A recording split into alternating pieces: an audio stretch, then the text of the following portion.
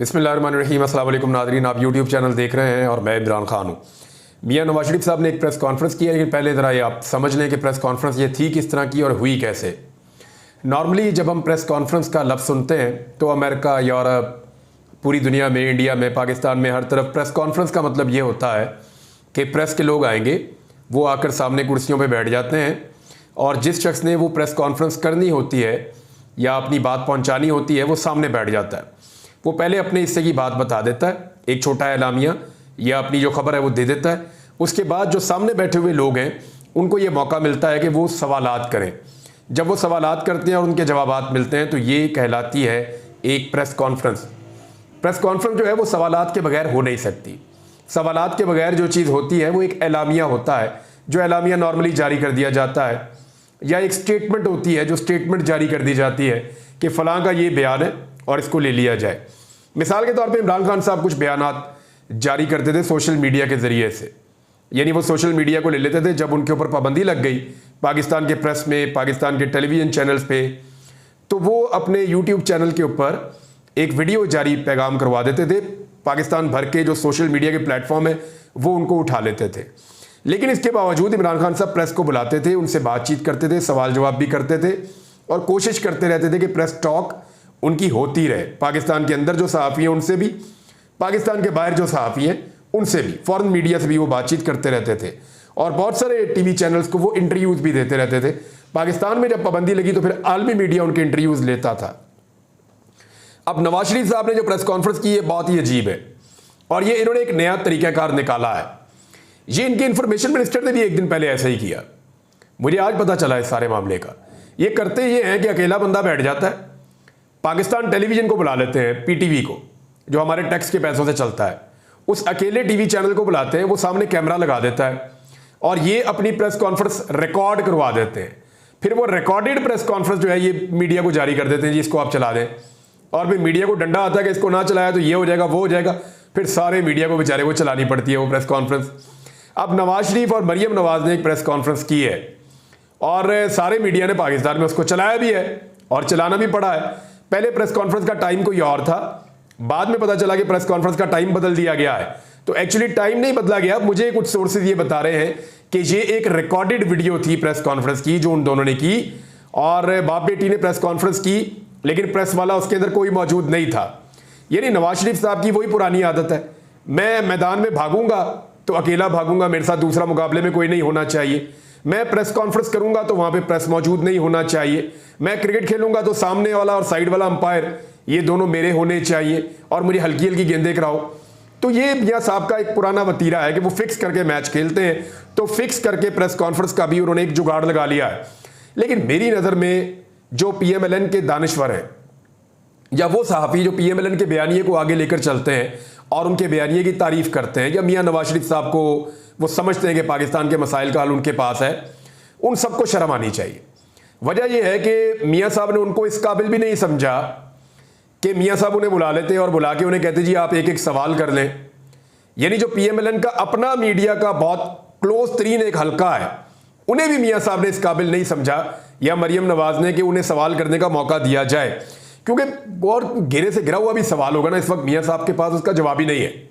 कोई बहुत ही फिक्स किस्म का भी सवाल होगा ना, लिख के दिया हुआ भी होगा, तो मियां साहब के पास उसका जवाब नहीं है। मियां साहब अब सवालात से घबराते ही रहेंगे, सवालात से भागते ही रहेंगे और इसी तरह की लगता है कि रिकॉर्डेड प्रेस कॉन्फ्रेंसेस मियां साहब की आती रहेंगी। बहरहाल PTV की फीड मिली, टीवी चैनल्स को उन्होंने चला दी। मियां साहब ने उसके अंदर एक बड़ा जो ऐलान किया, वो जो सबसे बड़ा ऐलान है मियां नवाज शरीफ साहब का, वो तो ये है जी कि 14 रुपये बिजली हम सस्ती कर रहे हैं पंजाब में। जिन लोगों को अब 500 यूनिट तक बिजली का बिल आएगा उनको कह रहे हैं जी हम 14 रुपये यूनिट सस्ता कर देंगे। इस खबर को यहां रोक लें, मैं बाद में बताता हूं मियां साहब ने और क्या क्या कहा, लेकिन जरा इसको यहां रोक लें कि मियां साहब ने कहा ये, और फौरी तौर पे बहुत सारे हमारे ऐसे मियां साहब के चाहने वाले हैं, उन्होंने खबरें चलानी शुरू कर दी। हम अपने घर गए, हमने जाके बिजली का बिल देखा और उसमें 14 रुपये कम हो गए थे। वो फिटे मुंह ताड़ी अकल देते, ये अगले महीने से होने हैं, ये इस महीने से नहीं होने। अभी तो मियां साहब ने अनाउंस किया और तुमने जाके फौरन कैलकुलेशन भी शुरू कर दी है, तुम्हारे कैलकुलेटर ही फारग हैं जिन, और कैलकुलेटर जो है वो जब तासुब से भरा हुआ होगा एक आदमी तो उसका कैलकुलेटर भी ऐसे ही होगा। तो मियां नवाज शरीफ साहब ने अभी सिर्फ अनाउंसमेंट किया और उन्होंने नाच नाच के घुंघरू तोड़ना शुरू कर दिया कि ये कर दिया तो वो कर दिया। मैं जो फैक्ट आपके सामने रखूंगा जरा वो देखिए। मियां साहब ने फरमाया कि पंजाब में 500 यूनिट तक बिजली इस्तेमाल करने वालों को फी यूनिट 14 रुपए का रिलीफ मिलेगा। ये आपने खबर देख ली।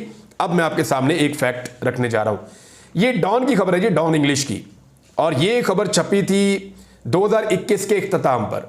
2022 के शुरू में इमरान खान साहब की हुकूमत गिर गई थी और उस वक्त इमरान खान साहब ने पेट्रोल में, बिजली में लोगों को रिलीफ भी दिया था 2022 में। लेकिन चले 2021 वाली खबर ले लेते हैं। 2021 के इख्तिताम में जो खबर छपी थी वो ये बता रही है कि जिस वक्त पाकिस्तान में मियां नवाज शरीफ साहब की हुकूमत खत्म हुई 2018 के जून में, तो 2018 का जो जून था जब मियां नवाज शरीफ साहब की हुकूमत खत्म हो रही थी, तो उस वक्त जो पाकिस्तान में बिजली का रेट था उसके ऊपर डॉन ने रिपोर्ट लिखी है। वो ये लिखते हैं कि 11 रुपए 72 पैसे का जो एक एवरेज यूनिट था पाकिस्तान में, वो था कितने रुपए का था? 11 रुपए 72 पैसे का। जब इमरान खान साहब की हुकूमत खत्म हो रही थी 2021 के इख्तिताम पे, तो उस वक्त जो यूनिट था वो 16 रुपए 44 पैसे का था। यानी नवाज शरीफ साहब की हुकूमत के खात्मे के वक्त बिजली का यूनिट 11 रुपए 72 पैसे। इमरान खान ने 3.5 साल तक इक्तदार में रहे। 3.5 साल के अंदर इमरान खान साहब ने इसकी कीमत को पहुंचा दिया 16 रुपए 44 पैसे। और इस तरह जो टोटल इजाफा इमरान खान साहब के दौरे हुकूमत में हुआ वो 4 रुपए 72 पैसे का इजाफा हुआ बिजली के एक बुनियादी यूनिट की कीमत के अंदर। ये जी इमरान खान साहब ने किया था। अब पिछले 2 साल से मियां नवाज शरीफ साहब के भाई की हुकूमत है, 2.25 साल से पाकिस्तान में, और मियां नवाज शरीफ साहब के चहीतों की हुकूमत है पिछले 2.25 साल से पाकिस्तान में। तो इस हुकूमत ने बिजली की कीमत को कितना बढ़ाया। अब मैं आपको 1 जुलाई का डाटा बताता हूं।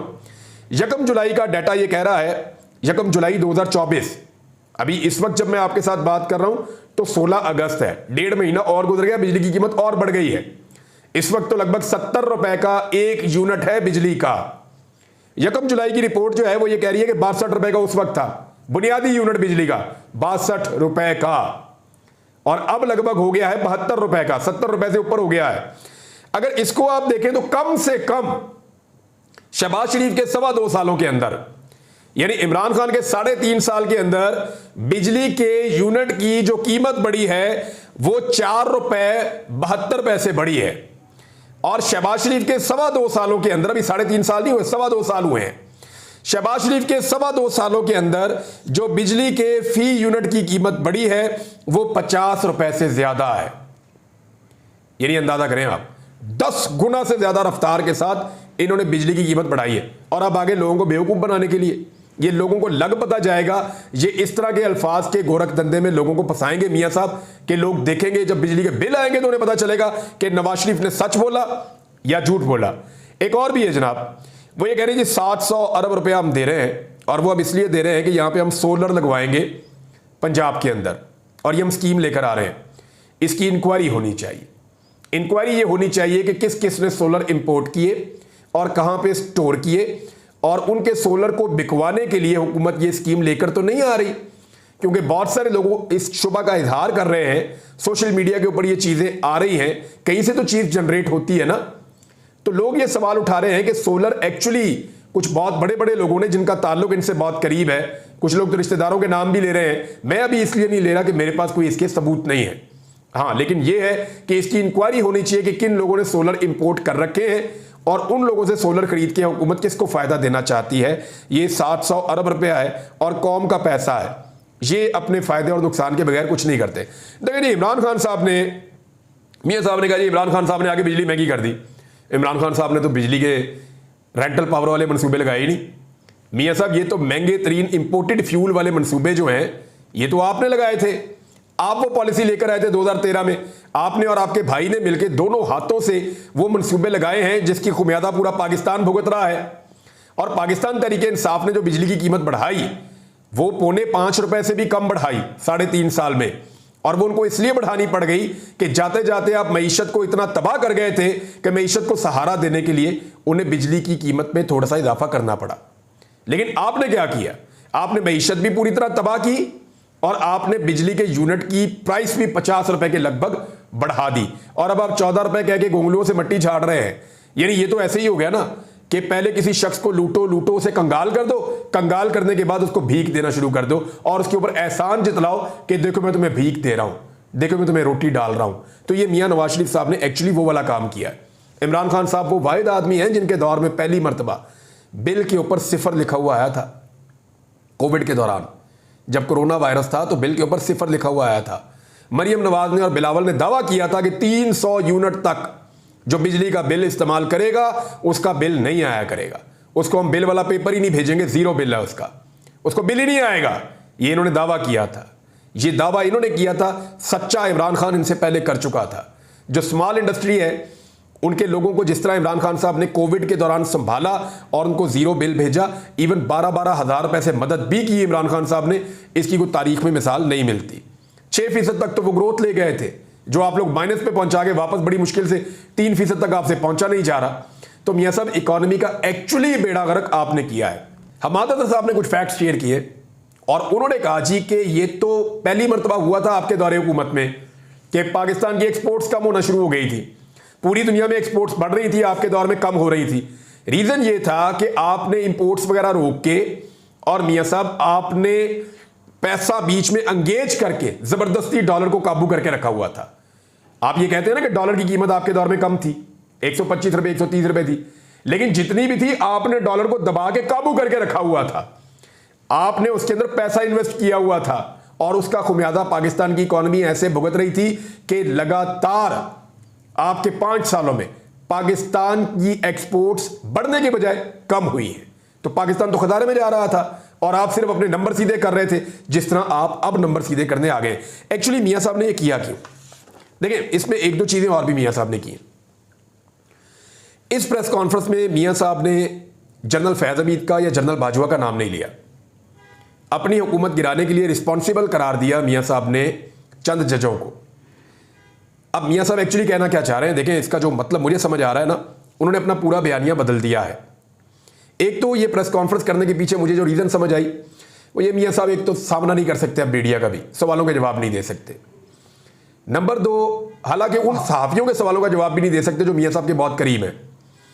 नंबर 2, मियां साहब को शायद इस बात का शुबा हो गया है कि अब हुकूमत जाने वाली है और हुकूमत जाने से पहले कुछ ना कुछ वो ऐसे कॉस्मेटिक्स करें कि जब हुकूमत चली जाए तो वो कहें देखें मैं संभालने आया था, अभी हम संभालने ही लगे थे, हमारी हुकूमत फिर गिरा दी, ताकि वो कोई शहादत के दर्जे पे फायद हो जाए। ऐसा लगता है कि मियां साहब ने इस बात का अंदाजा कर दिया है। अब मियां साहब ने जो किया उसमें एक तो ये है कि मियां साहब ने बताया कि मैं अच्छा बच्चा बनकर रहूंगा, मैं गंदा बच्चा नहीं बनूंगा।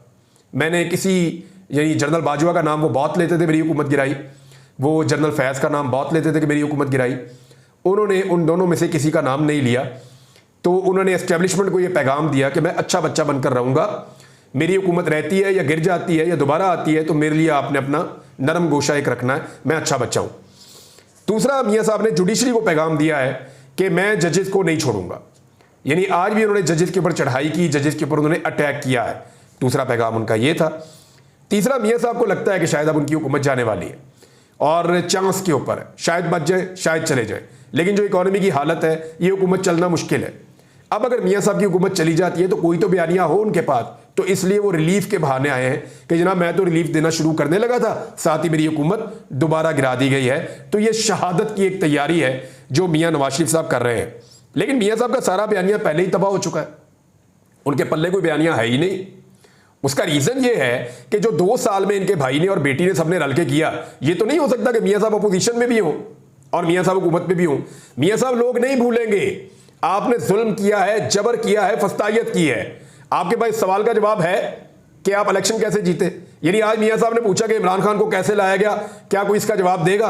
तो मियां साहब पहले आप ये बताएं कि आज आपकी बेटी को और आपके भाई को कैसे लाया गया। आप ये बताइए कि आपको यास्मीन राशिद के मुकाबले में कैसे जिताया गया। इतनी स्याह धांधली और इतना अजीबो गरीब किस्म का धांधला मैं इसको कहूंगा और खौफनाक किस्म का जो है वो झुड़लू आज तक फिरा ही नहीं जो मियां साहब आपने फेर दिया। यानी आप तो किसी सूरत भी हुकूमत में नहीं आ सकते थे। आपकी 17 सीटें हैं, पाकिस्तान तहरीक इंसाफ ये कहती है। वो चलिए 17 नहीं होगी, 30 हो जाएंगी मैक्सिमम होगी। तो इनके साथ आपका वजीर आजम भी है, आपकी वजीर आला भी है पंजाब की। तो आप जाली फार्म 47 के ऊपर आकर बैठे और ऐसा शो कर रहे हैं जैसे आपकी हुकूमत है इस मुल्क में। तो ऐसा नहीं है मियां साहब, हकीकत की दुनिया में आइए। लोग अब आपके धोखे में नहीं आएंगे। लोगों को आइडिया है कि लोगों की तबाही के पीछे, उनकी बर्बादी के पीछे, उनके बिजली के बिलों के पीछे, उनकी महंगाई के पीछे, उनकी गुर्बत के पीछे, जुल्म और फस्तायत के पीछे मियां साहब आप और आपका ख़ानदान है, क्योंकि आप लोग हमेशा अमीर हुए और पाकिस्तानी हमेशा गरीब हुआ और पाकिस्तानियों की आपने कमर तोड़ी है। अच्छा, हुकूमत गिरने की बात मैंने क्यों की कि शायद गिर जाए। देखिए, मैं अभी आई एम नॉट श्योर, मैं इसके ऊपर कुछ कह नहीं सकता, लेकिन हालात और वाक़यात कुछ चीज़ें बताते हैं। मिसाल के तौर पे ये मेरे सामने एक खबर है और ये पाकिस्तान पीपल्स पार्टी से मुताल्लिक एक दावा किया गया है। दावा यह है कि पाकिस्तान पीपल्स पार्टी ने यह फैसला किया है कि पीपल्स पार्टी कमज़ोर माशी पॉलिसियों के मामले पर वफाकी हुकूमत को टफ टाइम देगी। क्यों फैसला कर लिया भाई? सारी माशी पॉलिसियों में तो आप शामिल हैं, हर कानून साजी में आप शामिल होते हैं, बजट के अंदर आप शामिल थे, बिजली की कीमतें बढ़ने में आप शामिल थे।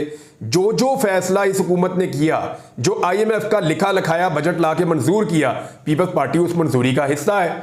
लेकिन पीपल्स पार्टी को भी नजर आ रहा है कि उन्होंने आगे जाके सियासत करनी है और किसी पे तो मलबा डालना होगा। लिहाजा पीपल्स पार्टी ने अपना यह बयानिया बनाना शुरू कर दिया है कि इस हुकूमत की माशी पॉलिसियों पे तनकीद करना शुरू कर दो।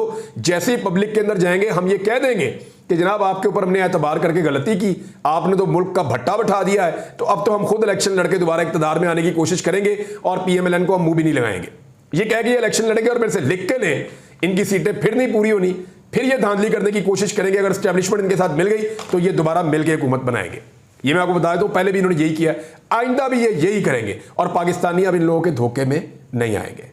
बिलावल ने एक बड़ी इंपॉर्टेंट बात की है यहाँ पे और ये नवाज शरीफ की प्रेस कॉन्फ्रेंस में मिलती है। बिलावल ने कहा कि तरक्याती बजट में कट लगाने और वज़ीर आला पंजाब के अमेरिका में इश्तिहारी मुहिम पर उन्होंने तशवीश का इजहार करते हुए कहा कि देखना होगा कि तरक्याती बजट पर कट लगाकर सब्सिडी कहाँ इस्तेमाल की जा रही है। ये जो सोलर पैनल आ रहे हैं ना 700 अरब के, ये सब्सिडी किसकी जेब में जाएगी ये वक्त बताएगा। दूसरा, ये जो इन्होंने कहा कि 500 यूनिट तक 14 रुपये हम सस्ता करेंगे, ये अवाम की जेब पे क्या नया डाका डलने जा रहा है ये भी वक्त बताएगा। और तरक्याती बजट के अंदर कट लगा रहे हैं। तमाम तरक्याती मनसूबे नाज़रीन पाकिस्तान में रुके हुए हैं। जितने बड़े मेगा तरक्याती मनसूबे थे सारे रुक गए हैं। जो डैम्स इमरान खान साहब ने शुरू किए थे, जो डैम्स मुकम्मल होने थे, उसके बाद सस्ती बिजली बननी थी, आपका जो है आबपाशी का निज़ाम बेहतर होना था, वो सारे मनसूबे ऑलमोस्ट रुके हुए हैं। ज्यादातर मनसूबे बंद कर दिए गए हैं, खासतौर पे खैबर पख्तूनख्वा में और पंजाब में भी बहुत सारे मनसूबे बंद हुए हैं, सिंध में भी हुए हैं, लेकिन ज्यादा जुल्म खैबर पख्तूनख्वा के साथ हुआ है। नाज़रीन, मियां साहब की प्रेस कॉन्फ्रेंस सारा टाइम खा गई है, लेकिन मैं अगले वीलॉग में कुछ और बड़ी इंपॉर्टेंट चीज़ें आपको बताने वाला हूँ। अब तक के लिए इतना ही। अगले वीलॉग का आप इंतजार कीजिए, अपना ख्याल रखिएगा, अपने इस चैनल का भी। लेकिन एक चीज़ और, आप सब लोग दुआ करें ओन अली खोसा के लिए, क्योंकि देखें इस निज़ाम के अंदर हमारा इतना ही बस चलता है ना। या तो हम खबर दे सकते हैं, मुतालबा कर सकते हैं, मुजम्मत कर सकते हैं, एहतजाज कर सकते हैं, आवाज़ उठा सकते हैं, फैक्ट्स सामने ला सकते हैं, यही कर सकते हैं ना, और फिर हम दुआ कर सकते हैं। ओन अली खोसा जो है वो लाखों करोड़ों पाकिस्तानियों का पसंदीदा एक बड़ा ज़बरदस्त शानदार किरदार है, तो उसे वापस आना चाहिए। वो मुहिब्बे वतन है, आप सबसे दरख्वास्त है कि उनके लिए दुआ भी करें। अब तक के लिए इतना ही, अपना ख्याल रखिएगा। अल्लाह हाफ़िज़।